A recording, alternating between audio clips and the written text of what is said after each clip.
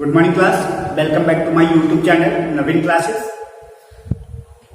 आज जो है हम लोग इसके प्रीवियस लेक्चर में क्लास फर्स्ट ईयर में मोल फ्रैक्शन पर आधारित जो है न्यूमेरिकल कर रहे थे, तो उसी क्रम में आगे बढ़ते हुए कुछ और न्यूमेरिकल आपको बताते हैं और उसके बाद में जो है नेक्स्ट चैप्टर की ओर बढ़ते हैं।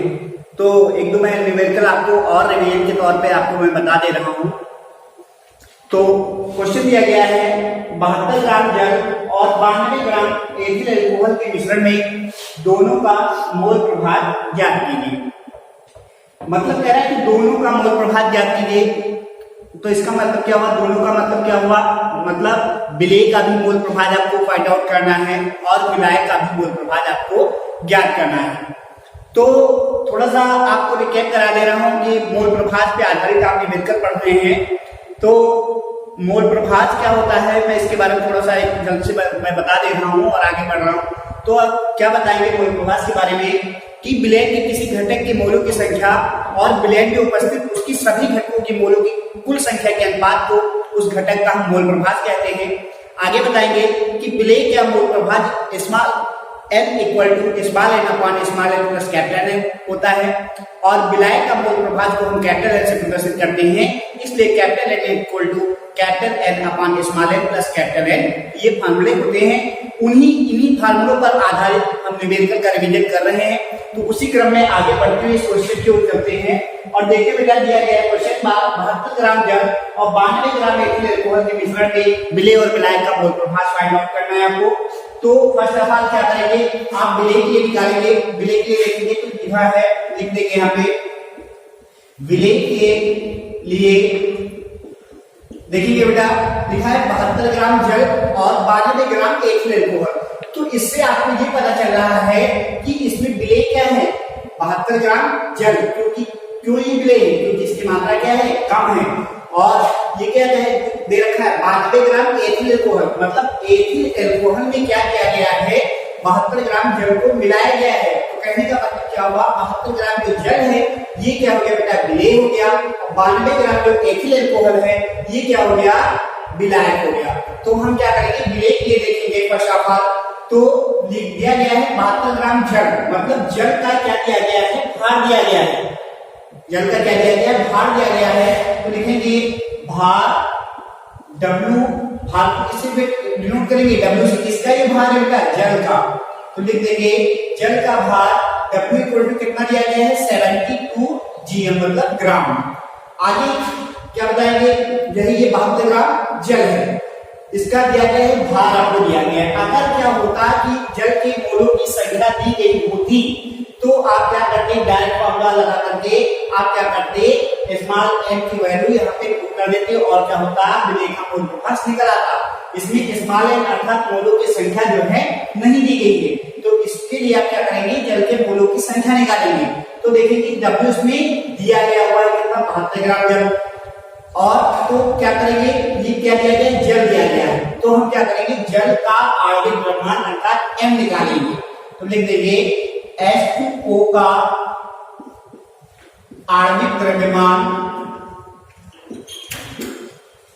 H2O का आणविक द्रव्यमान कितना होगा बेटा, इसकी और न्यूमेरिकल में पहले न्यूमेरिकल में आपको बताया था, निकाल करके कितना हो जाएगा, 2 × 1 + 16, 2 × 2 + 16 इक्वल टू कितना हो गया, 18।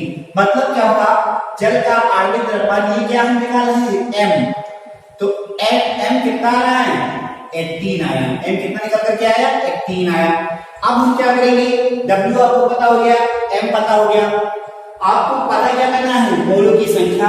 तो आपको पता है कि मोलों की संख्या को हम n से प्रदर्शित करते हैं और n इक्वल टू फॉर्मूला क्या होता है बेटा, W/m। W आपको पहले से ज्ञात था 72 ग्राम, m आपने क्या किया, निकाला है। क्या करेंगे, इसको डिवाइड कर देंगे, 18 1 जा 18, 18 4 जा 72। मतलब क्या हुआ, n इक्वल टू कितना आ गया, 4 आ गया। यहाँ से क्लियर हो गया। अब आगे देखेंगे विलायक के लिए। इसी तरीके से हम क्या करेंगे, विलायक के लिए जो है मोलों की संख्या निकाल लेंगे। तो यहाँ पे लिख देंगे विलायक के लिए, लिख देंगे यहाँ पे विलायक के लिए फिर क्या करेंगे, विलायक का भार दिया गया है, कितना दिया गया बेटा, 92 ग्राम। विलायक का भार कितना दिया गया है, 92 ग्राम। तो हम लिख देंगे W इक्वल टू 92 ग्राम। फिर क्या करेंगे, विलायक है क्या, एथिल एल्कोहल है। एथिल एल्कोहल का फॉर्मूला क्या होता है, C2H5OH। तो क्या करेंगे, हम इसका आणविक द्रव्यमान निकाल लेंगे। लिखेंगे C2H5OH का आणविक द्रव्यमान इक्वल टू C2H5OH का आणविक द्रव्यमान इक्वल टू कितना निकल करके आएगा, देखिए कार्बन है, कार्बन का जो है एटॉमिक वेट कितना होता है, 12 होता है, और 2 लिखा हुआ है, कार्बन के अर्थात 2 एटम है। तो क्या करेंगे, 12 को 2 से मल्टीप्लाई कर देंगे, तो 12 टू कितना हो जाएगा, 24 डाइट कर रहे हैं बेटा। फिर क्या करेंगे, हाइड्रोजन के 5 एटम है, हाइड्रोजन का एटॉमिक वेट 1 होता है, तो क्या करेंगे 5 into 1 कर देंगे, तो 5 into 1 इक्वल टू कितना हो जाएगा, 5 हो जाएगा। ऐड कर देंगे, आगे देखेंगे O का एटॉमिक वेट 16 होता है, ठीक है। तो यहाँ पे क्या करेंगे, 16 कर देंगे, प्लस लगा देंगे। हाइड्रोजन का एटॉमिक वेट 1 होता है, तो यहाँ पे 1 लिख देंगे, कितना हो जाएगा, 16 1 17 हो गया, और 17 और 5 22 हो गया, और 22 प्लस 24 46 हो गया। ये क्या निकल के आया, M निकल करके आया। किसके लिए, विलायक के लिए। तो यहाँ पे W आपको पहले से याद था, M आपने निकाल लिया, फॉर्मूला लगा देंगे, विलायक के मोलों की संख्या capital N equal to, formula क्या हो जाएगा, W/M। W की वैल्यू कितनी है, 92, M आपने निकाला है कितना, 46। क्या करेंगे, 2 से डिवाइड कर देंगे, 2 2 जा 4, 2 3 जा 6, 2 4 जा 8, और 2 6 जा 12, 23 जा 23, 23 2 जा 46। N कितना निकल करके आया, इसमें 2 आ गया। ये क्या हो गया, इससे आपको विलेय के लिए स्मॉल n अर्थात विलेय के मोलों की संख्या पता चल गई, और विलायक के मोलों की संख्या पता चल गई। अब हम क्या करेंगे बेटा, जो क्वेश्चन में कह रहा था कि दोनों का अर्थात विलेय और विलायक का मोल प्रभाव निकालिए, तो अब हम क्या करेंगे, विलेय का उधर मोल प्रभाव निकाल देंगे, साइड में क्या करेंगे, विलायक का मोल प्रभाव निकाल देंगे। अब इधर आते हैं और आप देखते हैं दिया गया है कि m दिया गया है, तो आप क्या करेंगे, विलेय का मोल प्रभाव निकालना है, तो हम लिखेंगे कि विलेय का मोल प्रभाव इक्वल टू, विलेय का मोल प्रभाव small n equal to small n upon small n plus capital N। Small n आपने कितना निकाला, 4 अपॉन स्मॉल n फिर से लिखा, तो यहाँ पर वैल्यू 4 कर देंगे। कैपिटल N आपने कितना निकाला, 2, तो कितना हो गया, 4/6, 2 2 जा 4, 2 3 जा 6, स्मॉल n कितना निकल करके आ गया बेटा, 2/3। ये क्या हो गया बेटा, विलेय का मोल प्रभाव हो गया। ये क्या हो गया, विलेय का मोल प्रभाव हो गया। यही आपसे कह रहा था कि दोनों का मोल प्रभाव निकालिए, तो आपने क्या किया, विलेय का मोल प्रभाव निकाल लिया। अब इस साइड में देखेंगे, विलायक का मोल प्रभाव निकालेंगे। यहाँ लिख देंगे, विलायक का मोल प्रभाव, विलायक के मोल प्रभाव को हम किससे प्रदर्शित करेंगे, कैपिटल N से। तो कैपिटल N इक्वल टू क्या हो जाएगा, formula capital N upon small n plus capital N। Capital N की वैल्यू आपने निकाला है, कितनी है बेटा, 2 है, स्मॉल n की वैल्यू कितनी है, 4 है, कैपिटल N की वैल्यू फिर से 2 कर देंगे, क्या हो जाएगा, 2/6 हो जाएगा, 2 हो जाएगा, 2 3 जा निकल करके आ गया। ये क्या हो गया, 2 2 हो गया, 2 3 जा 6 हो गया, तो वैल्यू कितनी आ गई, 1/3। ये काहे की वैल्यू है, कैपिटल N की, और कैपिटल N था क्या बेटा, विलायक का मोल प्रभाव था। तो ये क्या निकल करके आ गया, विलायक का मोल प्रभाव। यही क्या करना था, आपको ज्ञात करना था, विलेय और विलायक का मोल प्रभाव निकालना था। तो इससे क्या पता चला आपको कि विलेय का मोल प्रभाव इक्वल टू कितना निकल करके आया, 2/3, और विलायक का आपने मोल प्रभाव कितना निकाला, 1/3। इस तरीके से ये क्वेश्चन क्या हुआ, ये कंप्लीट हुआ। इसमें क्या किया, आपने दोनों का मोल प्रभाव निकाल लिया। जल्दी से जो है आप लोग स्क्रीनशॉट लेना चाह रहे हैं तो स्क्रीनशॉट ले लीजिए और फिर आगे बढ़ते हैं। अब जो है इस न्यूमेरिकल के बाद में जो है हम आगे की ओर बढ़ते हैं, नेक्स्ट चैप्टर की ओर। इस चैप्टर में आपको जो है नॉर्मलता, फॉर्मलता, मोल प्रभाव, मोल लता, मोल निकालने के बारे में, मोल क्या होता है, इन सभी चीजों के बारे में आपको जानकारी दी गई और इससे संबंधित आपको नोट्स भी डेली अवेलेबल कराया जा रहा है। तो आप लोग चैप्टर वाइज इसको कंप्लीट करते रहेंगे। कोई प्रॉब्लम होगी तो इसको पूछते भी रहेंगे साथ ही साथ। और हम क्या करते हैं, आगे नेक्स्ट चैप्टर की ओर बढ़ते हैं और नेक्स्ट चैप्टर आज से स्टार्ट कर रहे हैं। आज जो चैप्टर पढ़ेंगे हम वो है परमाणु संरचना।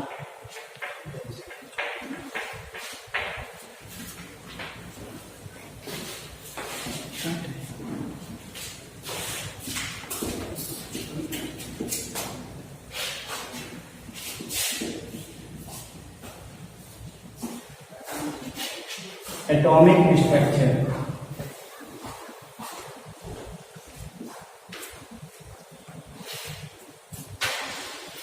तो देखेंगे परमाणु क्या होता है या परमाणु संरचना क्या होती है, सभी चीजों के बारे में इस चैप्टर के माध्यम से आपको बताया जाएगा। सबसे पहले बात करते हैं बेटा परमाणु की। परमाणु क्या होता है, एटम क्या होता है, इसकी बात करेंगे। तो क्या बताएंगे कि परमाणु वह सूक्ष्मतम कण होता है जिसके संयोग से अणु बनते हैं। क्या बताएंगे, परमाणु वह सूक्ष्मतम कण होता है जिसके संयोग से अणु बनते हैं। आगे बताएंगे कि परमाणु किसी रासायनिक अभिक्रिया में बिना अपघटित हुए भाग लेते हैं। क्या बताएंगे, परमाणु किसी रासायनिक अभिक्रिया में बिना अपघटित हुए भाग लेते हैं। तो पूरा क्या बताएंगे एक साथ में कि परमाणु वह सूक्ष्मतम कण होता है जो क्या करता है, जिसके संयोग से अणु बनते हैं। क्या बताएंगे, परमाणु वह सूक्ष्मतम कण होता है जिसके संयोग से अणु बनते हैं। परमाणु किसी रासायनिक अभिक्रिया में बिना अपघटित हुए भाग लेते हैं। ठीक, क्लियर हो गया। ये तो बात हो गई बेटा परमाणु की। अब बात करते हैं परमाणु की त्रिज्या।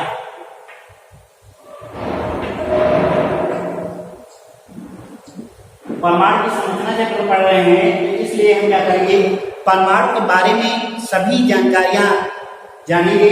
तो अगली हेडिंग डालेंगे परमाणु की त्रिज्या।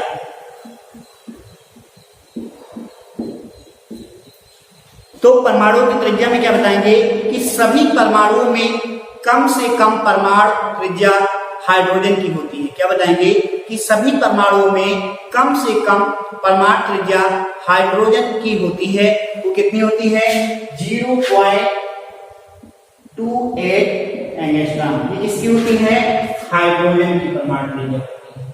क्या बताएंगे, सभी परमाणुओं में सबसे कम परमाणु त्रिज्या हाइड्रोजन की होती है। कितनी होती है, 0.28 एंगस्ट्रॉम हाइड्रोजन की परमाणु त्रिज्या कितनी होती है, 0.28 एंगस्ट्रॉम। आगे बताएंगे कि शेष सभी तत्वों की परमाणु त्रिज्या जो होती है वो कितनी होती है, 0.53 से लेकर के 2.70 एंगस्ट्रॉम तक। कितनी होती है, 0.53 से लेकर के 2.70 तक, 70 एंगस्ट्रॉम तक। क्या बताएंगे, शेष सभी परमाणुओं की जो है त्रिज्या कितनी होती है, 0.53 से लेकर के 2.70 एंगस्ट्रॉम तक होती है। ये तो बात हो गई इसकी परमाणु की त्रिज्या के बारे में। अब आगे पढ़ेंगे परमाणु द्रव्यमान।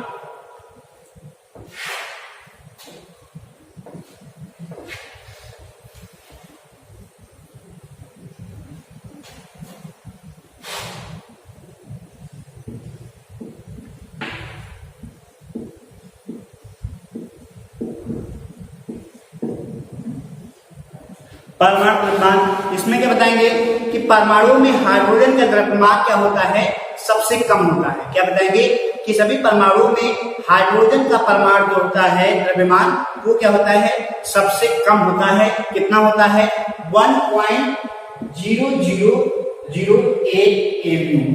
मतलब क्या बताएंगे कि सभी परमाणुओं में हाइड्रोजन का परमाणु द्रव्यमान क्या होता है, सबसे कम होता है और वो कितना होता है, 1.000008 MU होता है।